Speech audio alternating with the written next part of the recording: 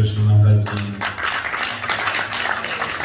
असीम कृपाथी તેમજ દક્ષિણ હિન્દુસ્તાનના લક્ષ્મીનારાયણ દેવ ગાદીના વિદ્યમાન આચાર્ય મહારાજ શ્રી અજેન્દ્ર પ્રસાદજી મહારાજ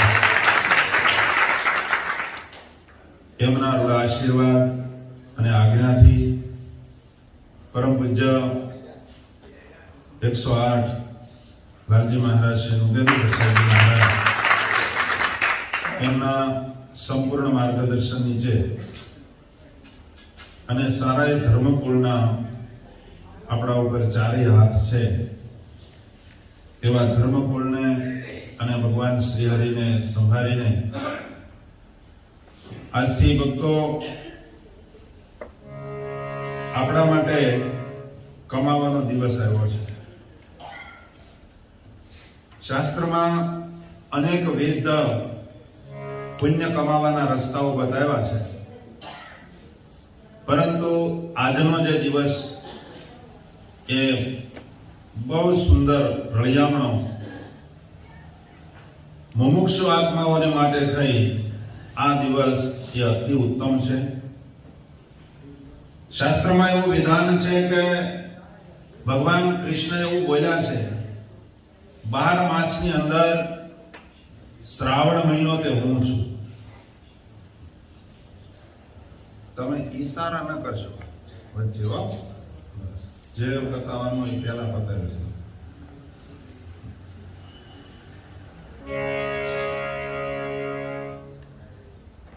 શાસ્ત્રમાં ભગવાન કૃષ્ણ એમ કહે છે 12 મહિનાની અંદર શ્રાવણ મહિનો તે હું છું. ચાતુર્માસની અંદર કોઈ ભજન કરે એનું બહુ ફળશ્રુતિ થાય છે, અને એમાંય કદાચ 4 મહિના સુધી કોઈ જપ તપ કે વ્રત ન કરી શકે તો એક શ્રાવણ મહિનાની અંદર ભજન કરે તો ભગવાન કૃષ્ણ કે હું એને વશ થઈ જાઉં છું. એને જે કાંઈ જરૂરિયાતો હોય એ હું પૂરી પાડું છું. એમાંય સત્સંગી જીવનમાં એમાં લખ્યું છે ચાતુર્માસ, શ્રાવણ મહિનો, ચૈત્ર મહિનો, અધિક મહિનો અને ધનુર્માસ, આની અંદર જે કોઈ ભજન કરે છે એને જે ફળ કરે છે એને અનેક ગણું એનું ફળશ્રુતિ રૂપે એને પ્રદાન કરું છું, આપું છું. તો આજથી ભક્તો આપણે ધનુર્માસનો આરંભ થાય છે. આજ જે કોઈ જેટલું ભજન પોતાની કેપેસિટી પ્રમાણે કરશે એને ઠાકોરજી અનેક ગણું ફળ આપશે. આજનો દિવસ એટલે કે પરમાત્મા એવું કહેવાય કે ભણવા બેઠા. ભગવાન શ્રી હરિ આજથી ભણવાનો આરંભ કરશે, આજ ભણવા જશે. આજના દિવસે ઠાકોરજી વહેલા ભણવા જાય એટલે એને ટિફિનમાં બધું આપવું પડે, એટલે આપણે બધા શું કહેવાય ડબરા ભરી દેવા પડે ને, એટલે આપણે વહેલા ઠાકોરજીને થાળ ધરાવીએ અને ભગવાન એ ટિફિનમાં બધું લઈને જાય. આમાં કોનું અન્ન લઈને જાય એ પોતાના પ્રારબ્ધ ઉપર, મીન્સ કે આપણા પુણ્ય હોય તો આપણું અનાજ એટલે કે આપણું જે અનાજ છે એમાંથી બનેલી કોઈ વાનગી એ ઠાકોરજી લઈને જાય છે. આજના દિવસે કોઈ ભજન કરે, ધૂન કરે, કીર્તન કરે એનું ફળ પણ અનેક ગણું મળે છે. તો અહીંયા જે કોઈ ભજન કરશે એને મહારાજ અનેક ગણું સુખ આપશે. ગઈકાલે જ હરિભક્તો અહીંથી વડતાલ ગયા હતા અને મહારાજશ્રીને વાત કરી કે આવતીકાલથી ધનુર્માસ શરૂ થાય છે, અને એ વખતે પરમ પૂજ્ય આચાર્ય મહારાજ અને લાલજી મહારાજે સંપૂર્ણ આશીર્વાદ સીમાડા સત્સંગ સમાજને આપ્યા છે. એ આપણા મહદ ભાગ્ય છે કે પ્રારંભમાં આપણને એમના આશીર્વાદ પ્રાપ્ત થાય. આ મહિનાની અંદર ઘણા ભક્તોને જુદી જુદી ઈચ્છાઓ હતી કે આપણે ધનુર્માસની અંદર કાંઈક આપણને ભગવાન પ્રત્યે વધારે લાગણી જાગે, ભગવાન પ્રત્યે પ્રેમ વધે, એવું કાંઈક આપણે કરીએ. એના માટે થાય ઘણા ભક્તોની ઈચ્છા એવી હતી કે કલ્યાણ નિર્ણય રાખીએ. ઘણાને વચન વિધિની ઈચ્છા હતી, ઘણાએ સાર સિદ્ધનું માર્ગદર્શન આપેલું. આમાં બધા ગ્રંથો નિષ્કુળાનંદ સ્વામીના જ છે. હરિસ્મૃતિ છે, યમદંડ તો આપણે વંચાઈ ગયો, હૃદય પ્રકાશ, મનગંજન, 64 પદી, સ્નેહ ગીતા, પુરુષોત્તમ પ્રકાશ, જુદા જુદા મંતવ્યો હતા. પણ બધા ભક્તોએ પછી વિચાર્યું કે ધનુર્માસની અંદર ખરેખર ભગવાનનો ભગત હોય એ આવે, અને કદાચ થોડો ઘણો કાચા પોચો હોય એ પણ ભગવાનના દર્શન કરવા, કથા વાર્તાનો લાભ લેવા માટે થાય. ધનુર્માસની અંદર તો અવશ્ય બધા આવતા હોય છે. એના માટે થાય જીવાત્માને બળ પૂરું પાડે એવો જો કોઈ ગ્રંથ હોય તો એ છે ધીરજાખ્યાન. સદગુરુ નિષ્કુળાનંદ સ્વામીએ ધીરજાખ્યાનની અંદર 22 ભક્તોના આખ્યાનો લખ્યા છે. બહુ સુંદર ગ્રંથ છે. આ ગ્રંથની અંદર નિષ્કુળાનંદ સ્વામીએ 22 ભક્તોના આખ્યાનોની ટાંક મારી છે.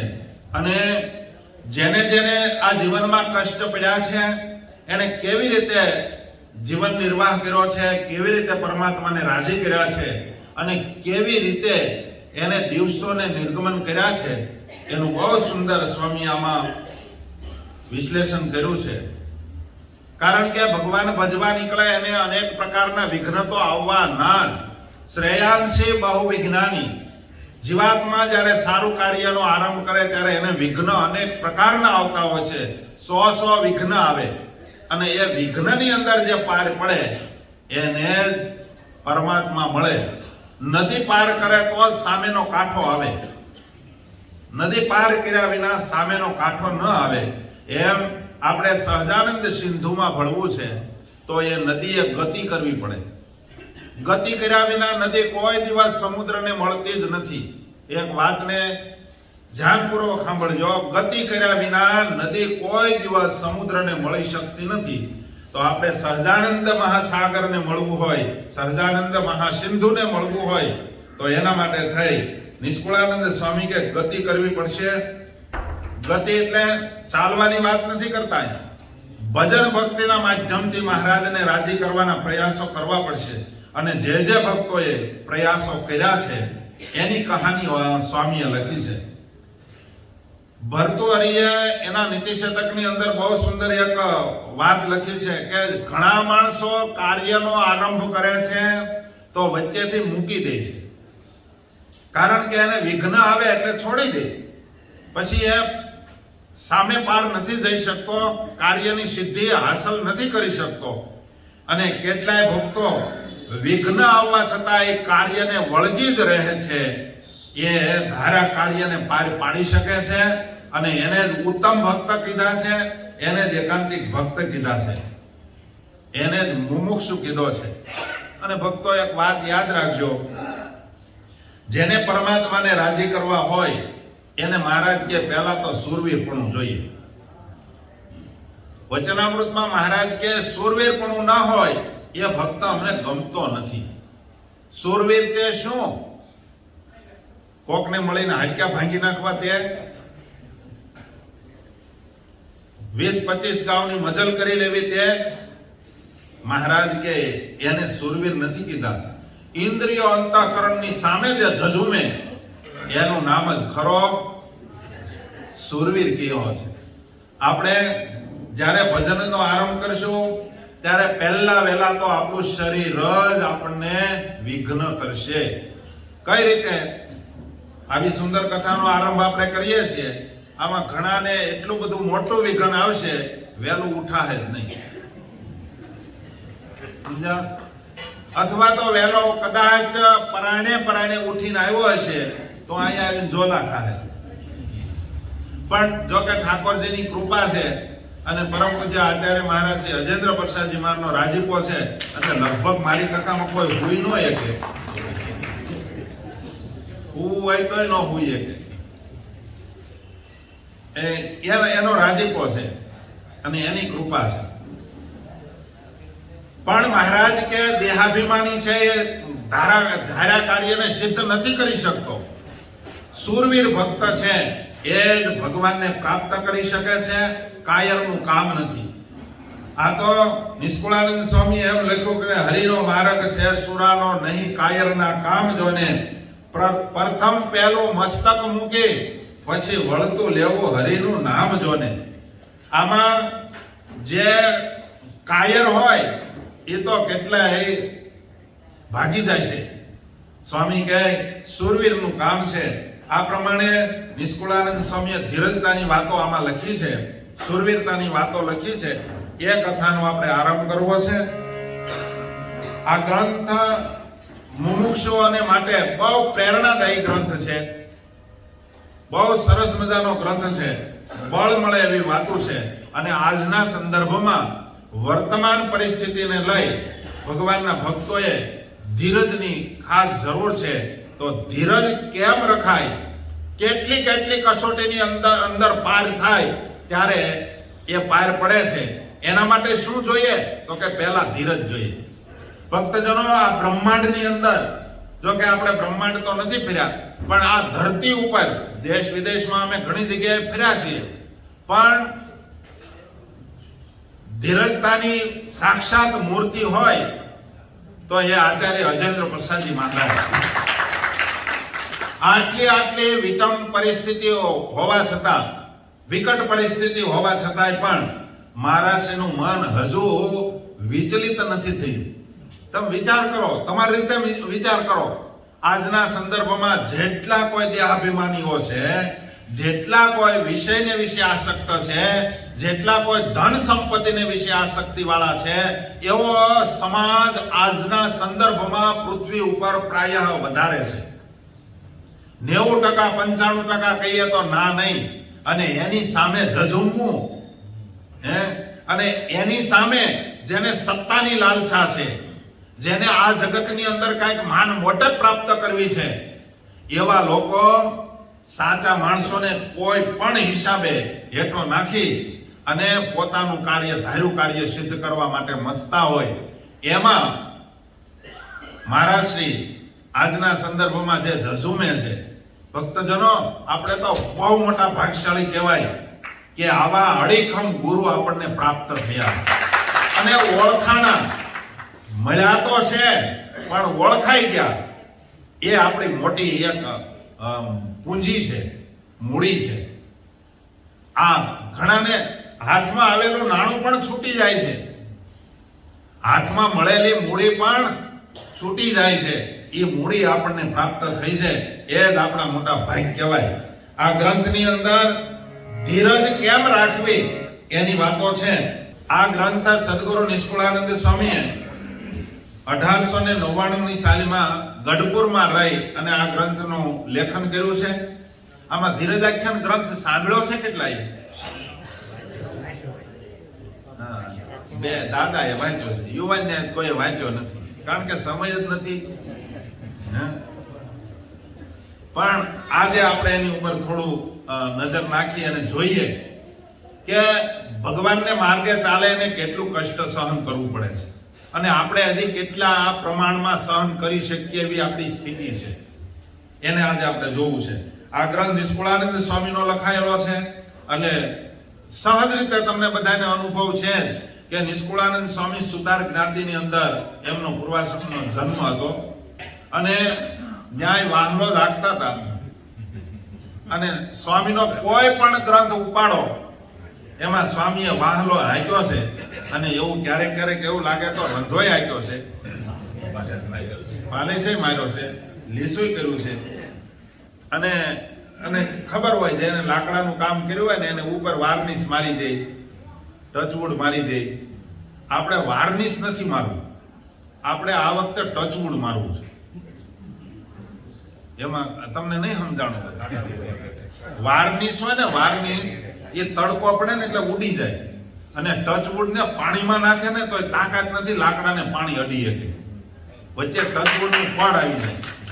સમજ્યા? એમ આપણે નિષ્કુળાનંદ સ્વામીના શબ્દના માધ્યમથી આ વખતે આપણા જીવનની અંદર ટચવુડ મારવું છે કે જેથી બીજાના શબ્દ આપણને અસર ન કરે. સ્વામીના શબ્દના માધ્યમથી ભગવાનના ભક્તે કેટલી ધીરજ રાખવી પડે એ જોવું છે. ગ્રંથ બહુ નાનો છે, 64 કડવા છે. એક દિવસમાં આપણે બબે કડવા લઈએ ને તોય મહિને પૂરું થઈ જાય. પણ હાલે એટલું આખશું, અડધું હાલે તો અડધું ને આખું હાલે તો આખું. કારણ કે સ્વામીએ આમાં રસ જ એવો મૂક્યો છે, નીચોવતા થોડી વાર લાગે. સમજ્યા? અમુક ઘી છે ને જલ્દી નાખવા ભેગું ફવારું નીકળી જાય, અને અમુક ડાલડા હોય ને એ એમાં આ ધનુર્માસનું ઘી એટલે જલ્દી નીકળે નહીં કપડામાં. સમજ્યા? એટલે 64 કડવા છે, વચ્ચે 16 પદ છે. 4 કડવા આવશે, વચ્ચે એક પદ આવશે. પદ એટલે કીર્તન. અને કુલ મળી 717 ચરણ છે. નાનો એવો ગ્રંથ છે, પણ ભૂકા ખાધા એવો છે. સ્વામીએ બહુ સરસ વાત લખી છે, આપણે એનો આરંભ કરીએ. એ સુખના સિંધુ શ્રી સહજાનંદ જે એ જગ જીવન કહીએ જગ બંદા જે એ શરણાગતના એ સદા સુખ કંદા જે એ પરમ સ્નેહી છે એ આ પરમાનંદ જે એ પરમ સ્નેહી છે સંત જાનના એ છે ઘણા હે તો ઘનશ્યામા એ દાસના દોષ ટાળવા રહે છે તૈયાર આઠું જામ પણ અનેક વિઘ્નથી લીએ ઉગારે એ કરે પળે પળે પ્રતિપાળ એ પર દુઃખ દેખી નવ શકે એવા છે જો દીન દયાળ. સ્વામી મંગલાચરણના રૂપમાં મહારાજને યાદ કરતા, મહારાજની શક્તિ સામર્થ્યને યાદ કરતા સ્વામી એમ કે આ જગતની અંદર જીવ પ્રાણી માત્રને સુખ શાંતિ પ્રતિષ્ઠા પ્રાપ્ત કરવી છે. બધાને શાંતિ જોતી છે, બધાને સુખ જોતું છે. તો બીજે ત્રીજે કોઈ જગ્યાએ માથા ન મારો. તમારે સુખ જોઈતું હોય, શાંતિ જોતી હોય તો સુખના સિંધુ છે શ્રી સહજાનંદ જે. ગાયનું વાછરડું છૂટી જાય તો હડામાં માથા મારે દૂધની પ્રાપ્તિ ન થાય. દૂધની અનુભૂતિ એને ન થાય. એને દૂધની અનુભૂતિ તો ગાયના આંચળમાં જે દૂધની પ્રાપ્તિ થાય એ હડામાં દૂધની પ્રાપ્તિ નહીં થાય. સ્વામી કહે સુખ જોતું છે, જોતું હોય તો પહેલી શરત સહજાનંદના શરણમાં વહી આવો, એને આશ્રય વહી આવો. બીજા ત્રીજાના બધાના આશ્રય છોડી દો. આ જગતની અંદર બધાને સુખ જોતું છે. કોને મર્સિડીઝ નથી જોતી? કહો. મળવાની નથી અહીંથી કાંઈ. મારી પાસે નથી, તમને નહીં દઉં. પણ તમારે જોતી હોય તો મહારાજના શરણે આવો, મહારાજના આશ્રય આવો. મહારાજ તમારી બધી પાદ પૂર્તિ કરી દેવાના છે. પણ આ જગતની અંદર જેટલો આપણને પરમાત્માનો વિશ્વાસ જોઈએ એટલો પરમાત્માનો નથી. કોઈને કોઈ વ્યક્તિની સાથે આપણે જોડાયા છીએ. આપણને એમ છે કે આ વ્યક્તિ મને સુખીઓ કરી દે, આ વ્યક્તિ મને શાંતિ આપશે. પણ ભક્તજનો, આ જગતની અંદર પરમાત્મા સિવાય કોઈ કોઈને સુખ આપી શકે એમ છે જ નહીં. કારણ કે ખુદ જ દુઃખમાં છે. પોતાનું ઉધારે પડ્યું, એની પાસે તમે હું વ્યાજવા લેવા જવાના? એમ સ્વામી કહે સુખના દયાળુ, સુખનો સાગર એ સહજાનંદ સ્વામી છે. આ જગતની અંદર જેને કોઈને જોતું હોય, જગતના જીવ પ્રાણી માત્રના જીવન સુખના દાતા છે. જગતને વંદન કરવા યોગ્ય એક જ છે શ્રી સહજાનંદ જે. વળી કોને આપે છે આ સુખ? કોને મળે? તો સ્વામીએ કીધું બધાને નથી આપતા. આચાર્ય મહારાજને સ્વામિનારાયણ ભગવાને એમ કીધું કે તમારે બધાને આજ્ઞામાં રાખવા, પણ એક શબ્દ વચ્ચે મૂક્યો. કોને આજ્ઞામાં રાખવા? તો કે જે પોતાના થાય એને. સમજ્યા? મુમુક્ષુ આત્માઓને આચાર્ય મહારાજને આજ્ઞા કરી કે મુમુક્ષુઓ હોય એને અને તમારે શરણે આવે એને તમારા હાથો રસ્તો બતાવો. બાકી ગામમાં ફરીને એને કહેવા જવાય નહીં. એ તો એના થાય એને એમ કે આ કરાય ના ન કરાય. પછી આપણે બધા એના થાય છે, પણ કેમ? તો આ મોટા સંતોએ દ્રષ્ટાંત દીધું.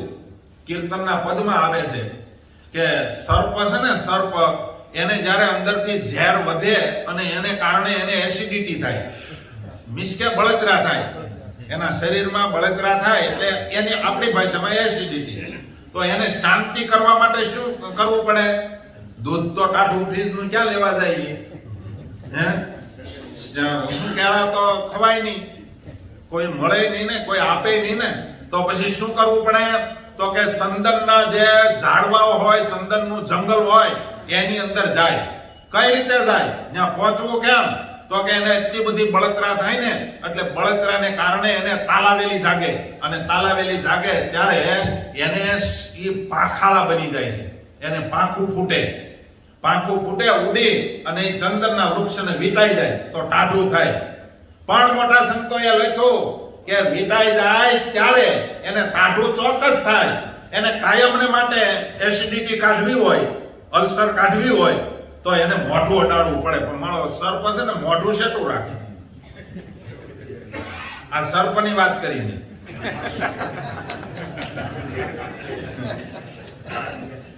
આપણે એના થાય ખરા, પણ મોઢું શેટું રાખીએ. ઉપરથી આપણે એના તમે મારા થયા હું તમારો, બોલો,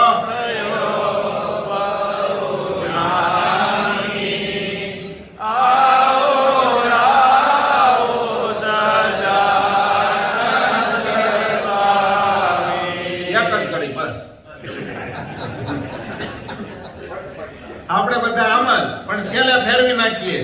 તમે મારા, માયાની આગળ એક ગોઠણિયા પર થઈ જાય. આપણે માયાને દૂર કરવા માટે પરમાત્માની આગળ ગાઈએ સાર્થક છે, પણ માયાની આગળ જો આપણે ગોઠણિયા પર થઈ જઈએ, વિષયને જોઈને જો આપણે ગોઠણિયા પર થઈ જઈએ તો કોઈ દી શરણાગતિ સ્વીકારી ન શકે.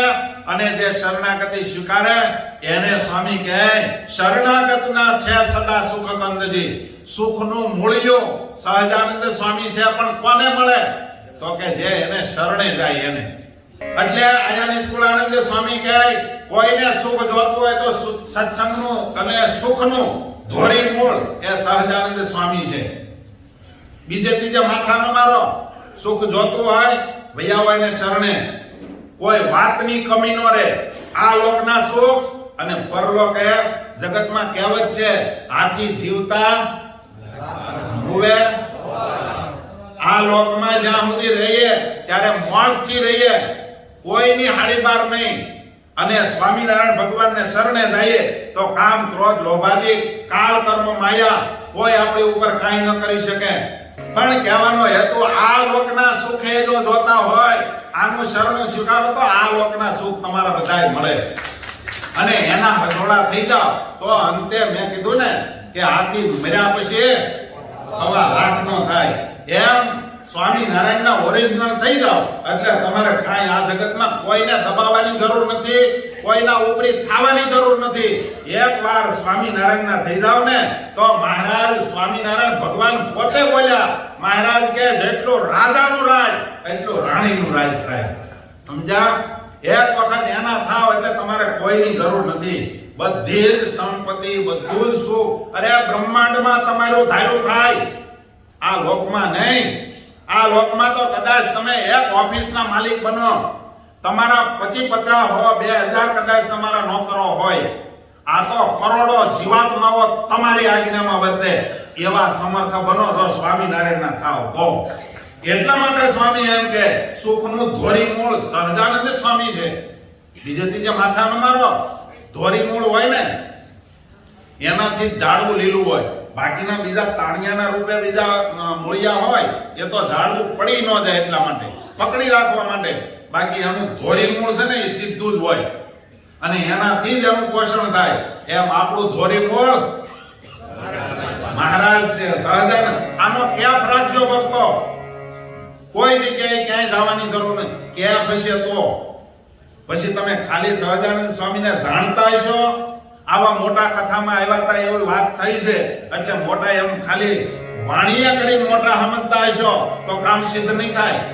મત કર્મ વચને એના થઈ જાવ અને એમાંય પાછી કસોટી આવશે. અને કસોટી કોને કોને આવી એની કથા આપણે સાંભળવાની છે. સ્વામી એમ કહે કે જે કોઈ શરણે આવે, પણ કોને શરણે જવું? તો અહીંયા સ્વામી કે ગમે તે હોય, પરમ સ્નેહી છે એ પરમાનંદ જે. કોઈ પણ જીવાત્મા આવે બધાના સ્નેહી છે. એવું નથી કે પટેલ હોય તો જ આવી શકે, લુવાણા હોય તો જ આવી શકે, વાણિયા બ્રાહ્મણ સોની લોકો હોય તો જ મહારાજને શરણે આવી શકે, ક્ષત્રિયો હોય તો જ આવી શકે, દરબારો રજપૂતો આવી શકે, બ્રાહ્મણ જ આવી શકે. એવું નથી. કોઈ પણ જ્ઞાતિનો કોઈ પણ જાતનો માણસ હોય, અરે હું તો એમ કહું પાપીમાં પાપી આત્મા હોય, પણ જો સ્વામિનારાયણનું શરણું સ્વીકારી લે ને તો મહારાજ એના કામ તમામ પૂરા કરે. જોબન પછી જેવો પાપી હતો, માનભા મુંજા સુર જેવા પાપી હતા, પણ મહારાજનું શરણું સ્વીકાર્યું તો મહારાજે એના તમામ કામ કર્યા. ભક્તજનો, ખામી આપણી મોટામાં મોટી એ જ છે, આપણે હજી શેડો નાખતા નથી. ઘણા એ શેડા નાખ્યા છે, ઓલે સ્ક્રૂ ટાઈટ નથી કરતા એટલે ફરી જાય ભીંગ પડે. ચા ભાડે તો શેડો મૂકી દે, સમજ્યા? બહાર ફાફડાની ભજીયાની ગંધ આવે તોય શેડો છોડી નાખે. એને સ્વામિનારાયણ ન મળે, શેડો તો જોઈન્ટ થાય, ગમે એવા તીખારા થાય, બીજેથી છૂટો પડે, પણ અહીંયા સ્ક્રૂ પીલો એનાથી શેડો છૂટો ન પડવો જોઈએ. શું કહો તમે બધા? તો એ કરવા માટે થાય, ઈ શેડો જોઈન્ટ કરવા માટે થાય. સ્ક્રૂ ડ્રાઈવર લાવ્યા છો આરે પેસ્યું, શું કહો તમે? હા, એ પેસ્યું તમારી રીતે નહીં, તમારી રીતે ફિટ નહીં કરવાની. એ કોકને આપી દેવું પેસ્યું, તમને યોગ લાગે એટલું ફિટ કરો, સમજ્યા? નહીંતર આપણે તો આપણી મેળે ફિટ કરીએ. ડોક્ટર એમ કહે તમે અહીંયા સોળજો, દુખાવો થાય ને સોળજો, તો આપણે તો આપણી રીતે સોળીએ. પણ ડોક્ટર ને કીધું હોય તો ઘડીક રાયડું નાખે, હોય થાય, પણ તોય ઓલા સોળે તો એને સારું થાય. એમ સ્ક્રૂ ડ્રાઈવર પોતાની મેળે ફિટ ન કરવું, સ્ક્રૂ ડ્રાઈવર કોકને આપી દેવું, યોગ લાગે એને, કે તમને યોગ લાગે એટલું ફિટ કરો. આપણે ઘણા કેવું કરે, પાછા ફૂલ ટાઈટ કરીને પછી કે આલ્યો હવે તમે સ્ક્રૂ ટાઈટ કરો, સ્ક્રૂ ડ્રાઈવર રાખો. હવે એને વધારે ફિટ થાય એમ હોય નહીં, એની મેળે ફિટ કર્યું હોય. ઘણાના આટા દોઢ વાગ્યા તો ફિટ કરી દીધું હોય, સમજ્યા? દોઢ વાગ્યામાં સમજો છો ને, સ્વામિનારાયણ ની હારે શેડો નો બીજે આટા સડી જાવ અને પાછો કે હવે તમે ફિટ કરો. હવે એ અમારાથી વધારે ફિટ થાય એમ હોય નહીં, અને આમ ખોલી નાખો તો ડખલ બખલ થાય, તોય હરખું આવે. એની કરતા એકાદો આટો સડાવી દેવો કે મારો ધ્યેય આ છે. હવે તમે સ્ક્રૂ ડ્રાઈવર થી જેટલા ફિટ કરવા એટલા આટા ફિટ કરી દો. એમ કરે તો એને મૂળ તમારી જે પરિસ્થિતિ છે, તમારે જે લક્ષ્ય છે એને પ્રાપ્ત થાય. સ્વામી કહે એ પરમ સ્નેહી છે સંત જનના, એ છે ઘણા હેતુ ઘનશ્યામ. આ જેટલા સાધુ છે એના પરમ સ્નેહી છે. અને સંત કોને કહેવાય એની પાસે વિગત સત્સંગી જીવનમાંથી વાંચી લેવી. સત્સંગી જીવન શિક્ષાપત્રી સત્સંગી જીવનની અંદર પણ ચોથા પ્રકરણમાં 62 અધ્યાયથી 66 અધ્યાયમાં જે સાધુના લક્ષણ કીધા છે, સંતના લક્ષણ કીધા છે, એવી રીતે વર્તે એને સંત કહેવાય. આપણે હમણાં વચનામૃતમાં ગયા 49 લક્ષણ સાધુના, 64 લક્ષણ છે. સત્સંગી જીવનના આધારે કહીએ તો 75 લક્ષણ છે. એ લક્ષણને યુક્ત હોય એને સંત કહેવાય. અને એના હેતુ ભગવાન છે, એના સ્નેહી ભગવાન છે. એમ સ્વામી કહે ઘણા હેતુ ઘનશ્યામ, બહુ રીતે તમારું હિત કરે એવા એક ઘનશ્યામ મહારાજ છે. બાકી તો બધા સ્નેહી છે, આપણું હિત ઈચ્છે છે, પણ એનો સ્વાર્થ સિદ્ધ થાય ત્યાં સુધી. દાસના દોષ ટાળવા રહે છે તૈયાર આઠું જામ. આપણા દોષોને ટાળવા, આપણા દુશ્મનોને પાછા પાડવા માટે સ્વામિનારાયણ ભગવાન સતત ઊભા છે. કોઈ જગ્યાએ બેઠેલી મૂર્તિ તો કોક જગ્યાએ છે, બાકી મોટા ભાગે ઘનશ્યામ મહારાજની મૂર્તિ ઊભી છે અને હાથ આમ લઈને બેઠી છે. અભય આપું છું, તું આય તો તને પકડી લો. પણ આપણે પગ ભરાવ્યા, તમે મારા થયા, હું તમારો થયો, પણ મારે જાળીની બહાર સમજ્યા, અંદર એના થાય એની પડખે જાય તો એ બાદ ભરી લે એમ છે. પણ આપણે એટલી બધી હિંમત દાખવતા નહીતર એમ થાય કે મારું આ બધું વયું જાહે. એક જણો કાયમ સ્તુતિ કરતો હતો, હે મહારાજ, કામ, ક્રોધ, લોભ, મોહ, માયા, આશા, તૃષ્ણા, ઈર્ષા, અહંકાર, અદેખાય, આડોડાય, ગુંધાય બધું મહારાજ કાઢી નાખજો. મહારાજને પ્રાર્થના કરીને ગોપાળાનંદ સ્વામી બેઠા, એને કાયમ પગે લાગે. ગોપાળાનંદ સ્વામીને એમ થયું કે આ કાયમ બિચારો બાપડો જીવ કરગરે છે, આજ તો આવે ને એટલે એના દોષ ટાળી નાખવા છે. સ્વામી પાસે પગે લાગવા આવ્યા, બાવડું પકડ્યું કે બોલ કેટલા ટાળવા છે? તો હું કે ખબર, લગન હમણાં કર્યા છે, બાકીના બધા ટાળી નાખે. બોલો, એ તો મૂળ્યું છે, એના કારણે જ આ દુનિયા આખી હચમચે છે, દુખી છે. એક કામ નામના શત્રુને જો દાબી દે ને તો બીજા બધાય તો રેદી ફેદી તો બધા શું કહેવાય, સમજ્યા, જગતમાં મોટા ભાગે એ જ હેરાન કરે છે અને એને કારણે જ બધા વળ થાય છે, દુખી એટલે જ થાય છે. આ બધાને, તમને બધાને ખબર છે કે આપણે હેરાન થઈએ છીએ, દુખી થઈએ છીએ, તોય મુકાય છે નથી મુકાતું. એનું કારણ હું અતિશય આસક્તિ છે એમાં, અને એને કારણે મુકાતું નથી. એટલા માટે સ્વામી એમ કે એ અનેક વિઘ્ન થી ઉગારે એ કરી પડે પડે પ્રતિપાળ. ઘડીએ ઘડીએ, ક્ષણે ક્ષણે મહારાજ આપણને ઉગારે છે. ગુણાતીતાનંદ સ્વામીના શબ્દમાં કહીએ તો સ્વામી કે માયા તો આટલી બધી ખીજાણી છે, કરો પાડીને દાબી દે એમ છે. પણ મોટા પુરુષની અને મહારાજની એવી નજર છે એટલે માયા આપણને કાંઈ કરતી નથી. નિષ્કુળાનંદ સ્વામીએ 64 પદીમાં લખ્યું કે અર્જુન એના યાદ હતા, એનું યાદ ગાંડીવ હતું, પણ એક કૃષ્ણ જતા રહ્યા તો કાબાએ લૂંટી લીધા. નહીતર એક ટંકાર કરે ને ધનુષનો, ત્યાં ભલભલાના કાનના પડદા તૂટી જતા. હાથ 11 અક્ષરની સેના હચમચી જતી હતી ખાલી ટંકરાવથી. અને એનો એ અર્જુન, એનો એ ગાંડીવ, બુઢા પણ નહોતું આવ્યું સ્વામી કે, પણ કૃષ્ણ જીવનમાંથી જતા રહ્યા એટલે કાબા લૂંટી ગયા. કાબા તે આપણે એક સ્વામિનારાયણ ભગવાનને જો મૂકી દેવું ને તો કામ, ક્રોધ, લોભાદિક આપણા બધા કાબા છે, એ આપણને લૂંટી લે અને નહીં મહારાજ સુધી પહોંચવા દે. માટે ભક્તજનો આ મહિનાની અંદર ખાસ એની ઉપર કાબુ મેળવી બ્રહ્મચર્ય આદિ ધર્મને પાળીને જો ભજન કરશો ને તો મહારાજ તમારી બધી જ મનોકામના પૂર્ણ કરશે. એવા મહારાજ દયાળુ છે, પર દુઃખ દેખી નવ શકે, પર દુઃખ દેખી નવ શકે એવા છે જો દીન દયાળ. બીજાના દુઃખને નથી જોઈ શકતા, માટે સ્વામી એમ કે એ નિજ દાસને દુશ્મન જાન. એ ઘડી ઘડી એ ઘાત કરે ઘણી, એ પણ ક્ષણ ક્ષણ એ ખબર કરી એ રાખે છે હરી તે હતણી. એના થઈ જાય તો આપણને દુશ્મનો મારવા આવવાના હોય ને તોય નો આવી કે ઓલી કથા છે. આપણે ટૂંકમાં જ બધી આપણી લીલા ચરિત્રોને આપણે સ્પર્શ ખાલી કરશું.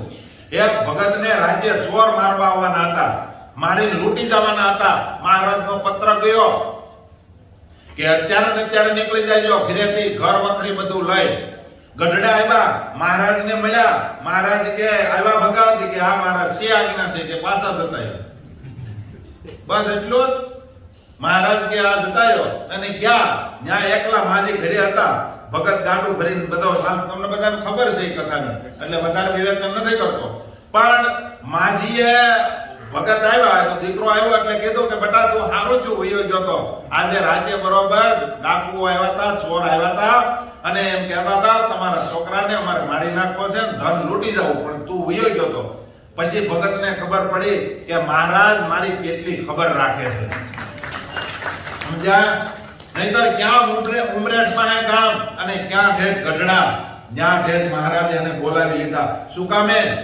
અરે ઘણા ભક્તો તો એવા હોય કે જંગલમાં હાલ્યા જતા હોય ભૂલા પડતા પહેલા, અને ત્યાં મહારાજ કહેવાય ભરવાડનું રૂપ લઈને આવે અને એમ કહે કે કઈ બાજુ જવું છે? તો કે અમારે ગુજરાત પશ્ચિમ પાંચાળ દેશની અંદર દુર્ગાપુર ગઢપુર જવું છે. તો કે તો આ રસ્તો ત્યાં નથી જતો ને બહુ વિકટ વાળો છે, તમને હાલો હું રસ્તો બતાવી જાઉં. સ્વામિનારાયણ ભગવાન યાત્રાળુને પણ રસ્તા બતાવી ગયા છે, ક્ષણે ક્ષણે ભક્તની રક્ષા કરે છે. પણ આપણે એના થઈને જઈએ તો સ્વામી એમ કે ક્ષણો ક્ષણીએ, હવે સ્વામી એમ કહે છે જેમ પડે જનને પાસરો તેમ કરે છે એ કૃપાની દે, એ સુખ દુઃખે વળી સમ વિષમે રાખે છે ખબર બહુવિધે. સ્વામી એમ કે પાછું આપણે નક્કી કર્યું એમ મહારાજ નથી કરતા. આપણે નક્કી કર્યું હોય મહારાજ મને એકાદી ગાડી આપી હતી તો સામે પડી જાય, તો મહારાજ કે એમ કોઈને આપી દેતો. પણ તમારે સુખી થવું છે. ભગવાન બુદ્ધ જ્યારે પધાર્યા ને ત્યારે આ જેને સૂત્ર વાપર્યું છે, કારણ કે વેદના તો બધા વેદના અર્થ અવળા કરીને હાલતા હતા. વેદનો સ્પર્શ કરે તો વેદમાંથી બીજા વાક્યોને લઈ આવતા હતા. એટલે ભગવાન બુદ્ધે એક જ સૂત્ર આપ્યું, સુખી થવું છે. પબ્લિક કે હા, તો એ કે આમ કરો, વેદની વાત જ ન કરી. એમ અત્યારે મહારાજ કે તમારે બધાને સુખી થવું છે તો ગાડીમાં સુખ નથી, ગાડી નહીં દો, હશે તો લઈ લે, કારણ કે તમારે સુખી થવું છે તો. અને લાડી નહીં દો, હશે તો લઈ લે, શેની બાકી ડખો કરાવી, સમજ્યા? એને લઈ લે, કારણ કે ભાગવતમાં એમ લખ્યું છે કે જેની ઉપર હું રાજી થાઉં છું ને એનું બધું જ લઈ લઉં છું, સમજ્યા? યસ્યાનુગ્રહ મિચ્છામિ તસ્યં વિત્તમ હરામ્યહમ, એનું ધન લઈ લો પહેલા તો.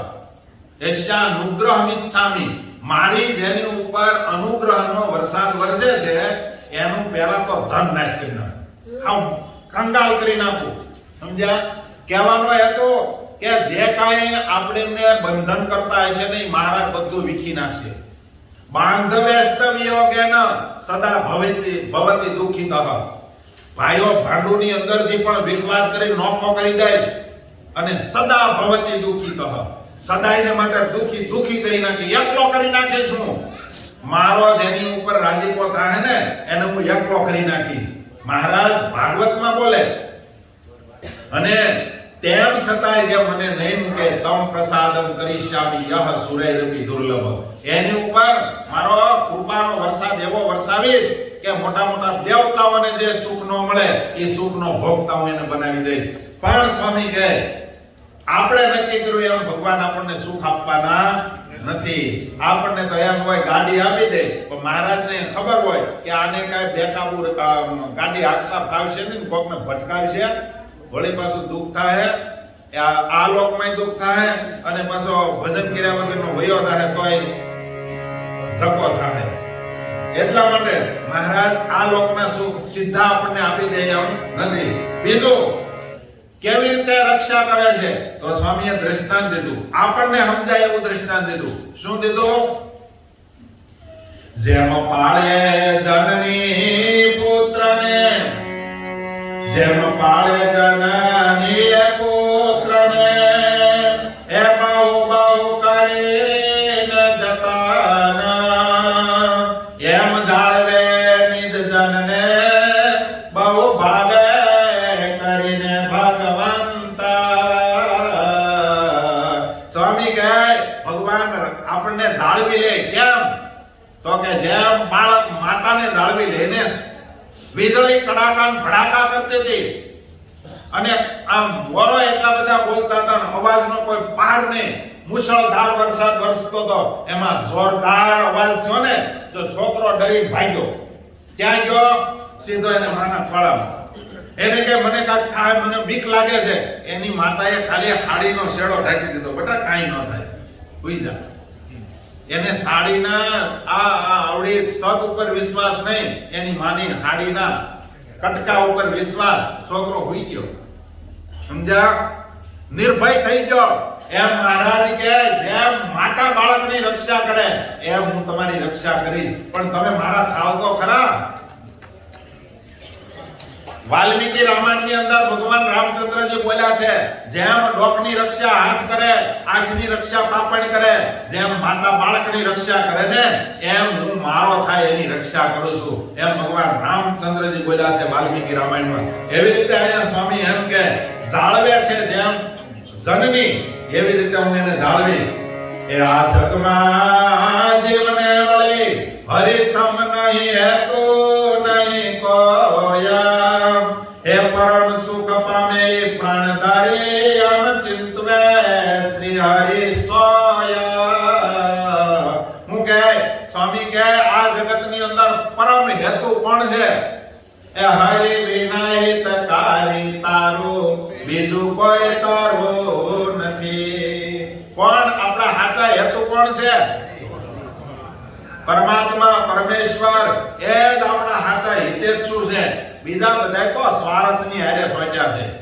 સમજ્યા? એ સ્વાર્થના ગુંદરને કારણે આપણે હારે સોટ્યા. એનો સ્વાર્થ સિદ્ધ નહીં થાય તેથી આપણને શું કરશે કાંઈ નક્કી. અરે ગુજરાતની અંદર અમે રહીએ છીએ, અમે તો ઘણીવાર જોયું છે. ઓલા વાંદરા છે ને, વાંદરી, એ એના બચ્ચાને અહીંયા પેટે સોટાડી દે. કોઈ મારવા આવે કે કોઈ કામ થાય, હસલ થાય એટલે તરત હું ઈશારો કરે ખબર નહીં, એનું બચ્ચું સીધું એની માને પેટે સોટી જાય અને આ દિવાલથી ઓલે દિવાલે રોડને ટપી અને વહી જાય. એટલું હેત દાખવે.